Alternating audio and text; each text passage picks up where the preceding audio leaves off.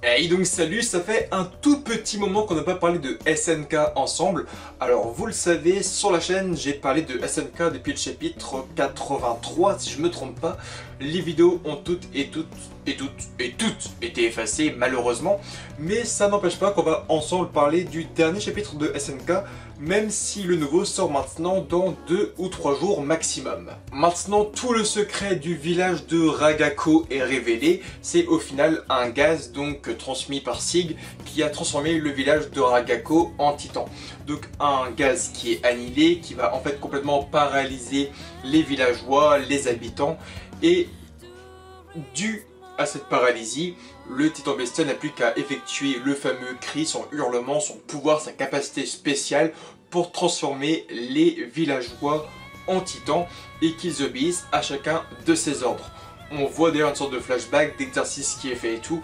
On voit tout qui est montré via ce flashback et comment Sig a transformé tous ces villageois en titans.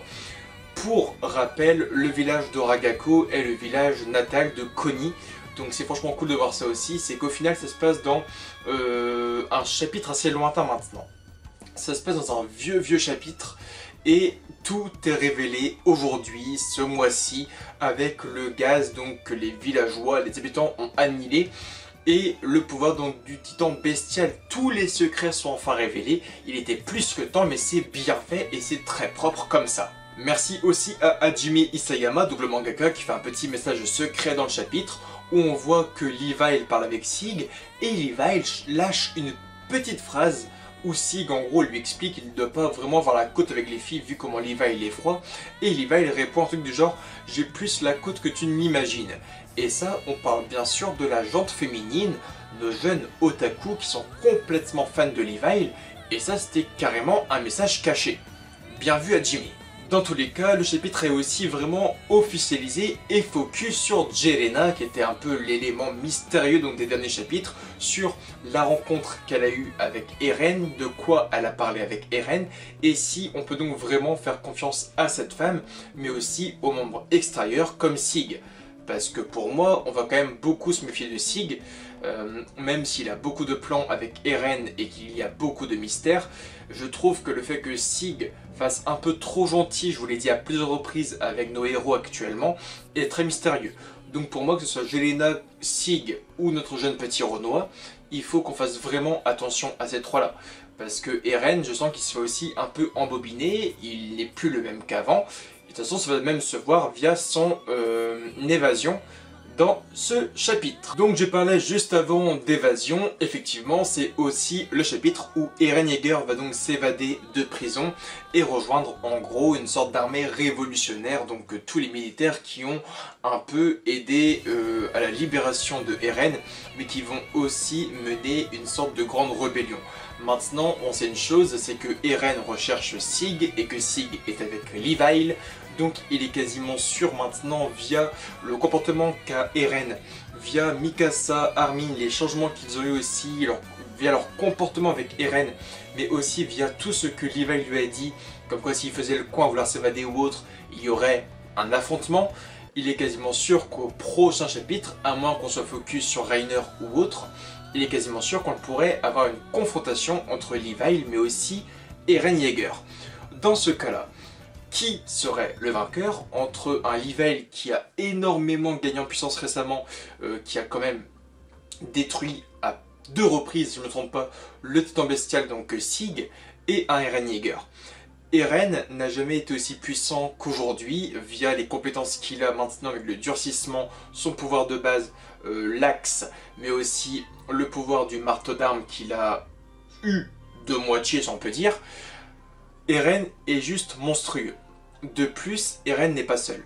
Eren ne va pas à la rencontre de Sig seul, il a complètement monté une armée entière, et que là, Eren va à la rencontre de Mikasa, de Armin, mais aussi de Levi. Dans ce cas-là, il est quasiment sûr qu'il va y avoir un combat entre Levi et Eren, et qui sera le vainqueur? J'ai bien peur que Eren soit le vainqueur, que Levi pourra bel et bien perdre la vie très bientôt.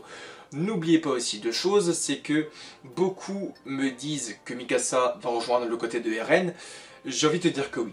J'ai envie de te dire que oui, mais il y a plusieurs choses aussi à voir, c'est que dans tous les cas, Mikasa est dévouée à Eren, ça on le sait, depuis que Eren lui a sauvé la vie avec les brigands qui voulaient la vendre parce qu'elle était asiatique. Mikasa voue sa vie à Eren, elle veut le protéger, etc. Mais là, il a beaucoup trop changé. Alors peut-être que Mikasa, dans les chapitres à venir, va aussi changer de comportement et elle voudra sûrement descendre Eren. Ça m'étonnerait beaucoup. Ça m'étonnerait beaucoup, mais ça peut toujours arriver. Il y a aussi beaucoup de changements qui sont arrivés avec Mikasa via le clan et maintenant les origines, parce qu'on sait d'où elle vient maintenant Mikasa. Et tout ça a procuré un changement chez elle, mais aussi une grande part de responsabilité via Eren. Et Eren, voilà, il a complètement mal tourné. Sachez aussi que Armin, voilà, il se pose beaucoup de questions via Annie en ce moment. Et je pense que tout ça va changer le trio Mikasa, Armin, Eren. Est-ce que je vous dis maintenant qu'on va avoir une sorte de Armin, Mikasa, Eren? Je ne pense pas. Mais ça reste largement possible. Ça reste largement possible et n'oubliez pas également que via ce que pensait Hajime Isayama, il avait dit en 2015 ou 2014, Hajime Isayama comptait faire de son manga une fin apocalyptique. Dans le sens où Eren, Mikasa, Armin, etc. tout le monde devait mourir. Les titans devaient plus ou moins gagner la chose. Alors, est-ce qu'ils vont faire le grand terrassement?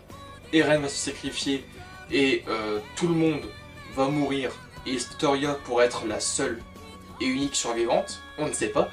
Mais n'oubliez pas que de base, Hajime Isayama voulait faire en sorte que tout le monde meure et disparaisse. N'oubliez pas qu'il voulait faire en fait de SNK une fin apocalyptique. Et donc le chapitre se finit également avec donc le titan charrette qui s'est infiltré donc dans nos rangs. Et donc là c'est encore une fois un petit frisson qu'on a en plus, puisque si Pieck est présent maintenant, on se pose beaucoup de questions sur ce qui va se passer. Est-ce que Pieck s'est infiltré seul ou est-ce que Reiner est avec?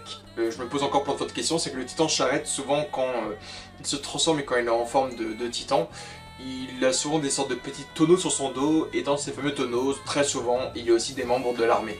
Pour moi, le titan charrette dans tous les cas ne s'est pas infiltré seul. Il y a une vengeance qui va être établie, etc. Et on va dire que l'île du paradis va être dans la merde. Donc, pourquoi? C'est que Eren est avec sa sorte de petite armée en train de foncer vers Sig, que Levi et tout ont appris que Eren s'est évadé, donc là c'est un peu en train de bouger, et que Pieck, selon moi, s'est quand même infiltré avec Reiner et les autres, qui eux ont soif de vengeance parce que leur peuple s'est fait carrément décimer. Donc, l'île du paradis va être à feu et à sang. Est-ce que Eren va effectuer le grand terrassement avec ou sans Sig dans les prochains chapitres, ce qui va créer une merde monumentale? On va se poser beaucoup de questions sur ce qui va se dérouler. Dans tous les cas, ce qui est à envisager, c'est que Pieck s'est déjà infiltré avec Reiner. Et dans tous les cas, on aurait un combat Levi versus Eren également très bientôt. Dans tous les cas, on aura la réponse très bientôt, puisque le nouveau chapitre sort maintenant dans 2 à 3 jours. Donc je vous donne rendez-vous après-demain ou après-après-demain, on verra. Je vous aime fort, je vous dis à très bientôt pour de nouvelles vidéos, et bye tout le monde!